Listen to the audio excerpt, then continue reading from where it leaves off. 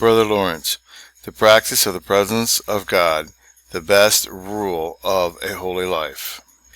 Preface. This book consists of notes of several conversations had with, and letters written by, Nicholas Herman of Lorraine, a lowly and unlearned man who, after having been a footman and soldier, was admitted a lay brother among the barefooted Carmelites at Paris in 1666, and was afterwards known as Brother Lawrence. His conversation, which took place when he was about 18 years old, was the result, under God, of the mere sight in midwinter of a dry and leafless tree, and of the reflections it stirred respecting the change the coming spring would bring. From that time he grew eminently in the knowledge and love of God, enduring consistently to walk as in his presence. No wilderness wandering seemed to have intervened between the Red Sea and the Jordan of his experience.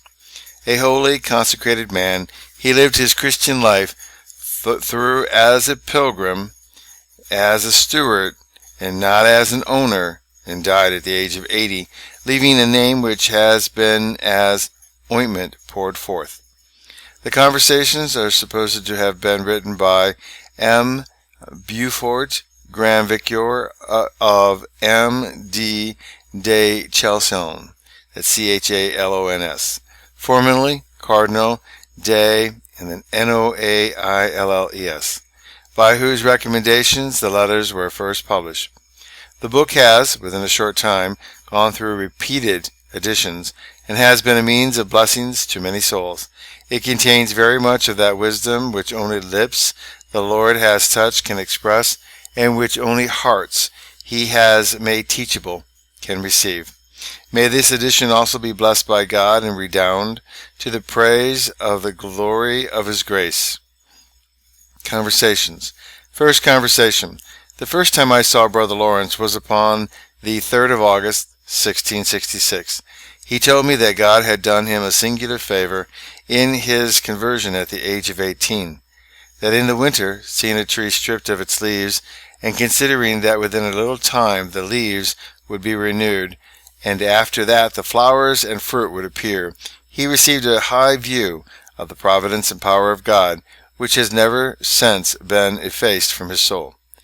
That this view had perfectly set him loose from the world, and kindled in him such a love for God, that he could not tell whether it had increased during the more than 40 years he had lived since. That he had been footman to M. Feudbert, the treasurer, and that he was a great awkward fellow, who broke everything.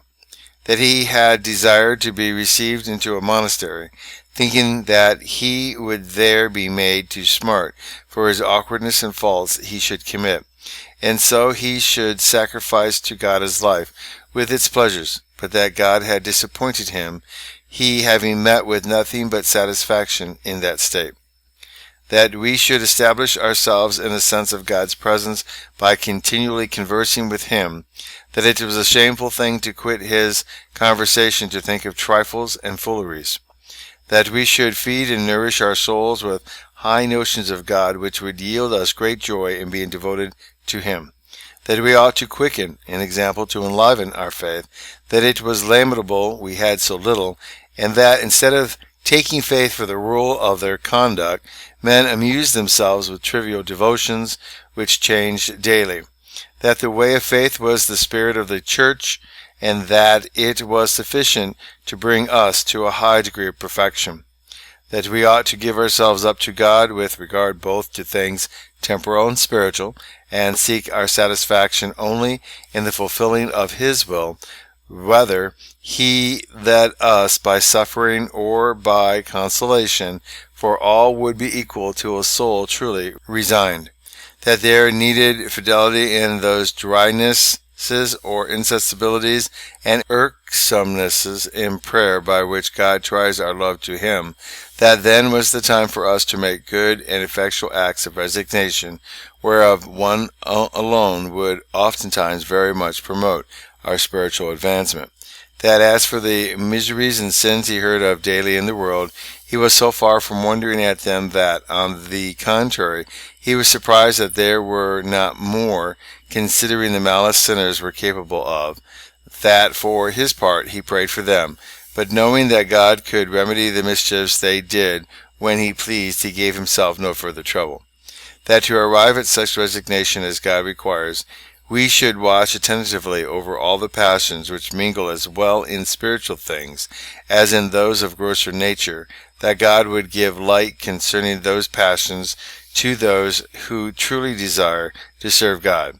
That if this was my design, viz., sincerely to serve God, I might come to him, Brother Lawrence, as often as I pleased, without any fear of being troublesome, but if not, that I ought no more to visit him. End of the first conversation.